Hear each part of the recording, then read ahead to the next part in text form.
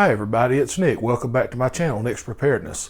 The other day on the blog at nickspreparedness.com, I made a post about EDC, or everyday carry. So I decided today to make a video showing you what my EDC is, and maybe it'll help you start choosing some of your items. Take a look and see what you think. Alright, this is my normal everyday carry when I'm able to. This is the preferred setup for me. It might not be the best for you, and there are times when I have to change this, but this is the basics of what I like to have on me. Number one is a good sturdy belt. You always need a good sturdy belt, not just to hold your pants up, but if you're carrying a firearm, belt-mounted knives, anything else like that, it makes a huge difference on how well you can carry that extra weight around your waist. The next thing is obvious, a wallet or billfold. Then we get into some of the things that not everybody carries. I personally prefer to carry a personal defense firearm. I like the Glocks. You need to make sure you get a good holster. There are a lot of cheap ones out there.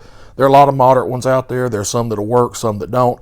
We'll get into guns later on, but for this video, firearm, spare magazine if you carry a semi-automatic. You can use a speed loader if you carry a revolver, but have some extra ammunition. You'll need a good quality pocket knife for utility purposes. A flashlight is a must for everyday carry. I'll post a link to this one. I've been carrying it for about 5 years and it served me really well. This is a secondary knife. This knife stays sharp. It doesn't get used to cut boxes. It doesn't get used to cut twine. I don't skin wires with it. That knife is specifically for an emergency purpose.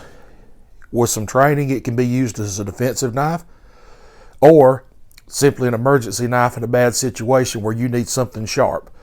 I keep that one separate and don't use it for anything except its intended purposes. Now we've got a medical kit. I've mentioned several times an IFAC, individual first aid kit, I believe is what that stands for in the military.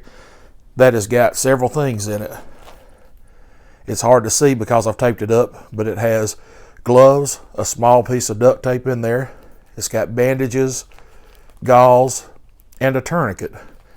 These might not all be the absolute best quality products individually, but having them all in a kit like that, where you have access to at least something to work with to stop major bleeding, is a huge plus. There's all kinds of situations that we run into, car accidents, on-the-job accidents, household accidents, where stopping bleeding and major injuries is a big deal. Having one of those close by at all times is really important. The final thing that we need to think about is a telephone. In this day and time, cellular communications are the way we get a hold of everybody. Having your phone with you lets you record, lets you send messages, and we'll get into some of the other features on phones that you might not know about later on in another video or post. Now, I mentioned just a minute ago that what I showed you first was my preferred everyday carry. That's what I would like to have on me. But if you're like me and you work in areas that for whatever reason aren't conducive to carrying everything or don't allow it, then sometimes you have to modify it. Sometimes I work in an area that does not allow weapons. Obviously my weapons have been removed. They don't allow pocket knives. The pocket knives have been removed. I also work in conditions where sometimes having the full medical kit doesn't work. So what we've done is render this kit down to what we're allowed to have on site and the things that we can still use with it. We still have a belt, I still have my wallet, I still have my cell phone, I still have my flashlight. What I've done is switch from a knife to a multi-tool that has several functions on it. I do keep a multi-tool in my go bag and in my vehicle, but in this case, this is the only cutting instrument I have on me, and it also serves other purposes.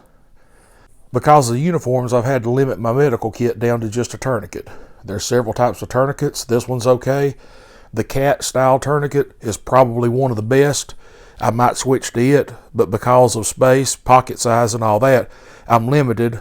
If I have to have any emergency first aid equipment on me at any times, a tourniquet is one of my choices.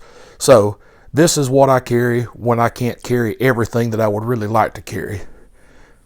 I hope this video has been helpful to everybody. If it is, click like, subscribe to my channel if you haven't already. Click the red bell in the corner, that way you get the newest videos as soon as they come out. Visit my website, nickspreparedness.com, for the latest information, updated blog postings, and more in-depth coverage of some of the things we talk about on the videos. Again, I appreciate your time, and remember, get better and stay ready.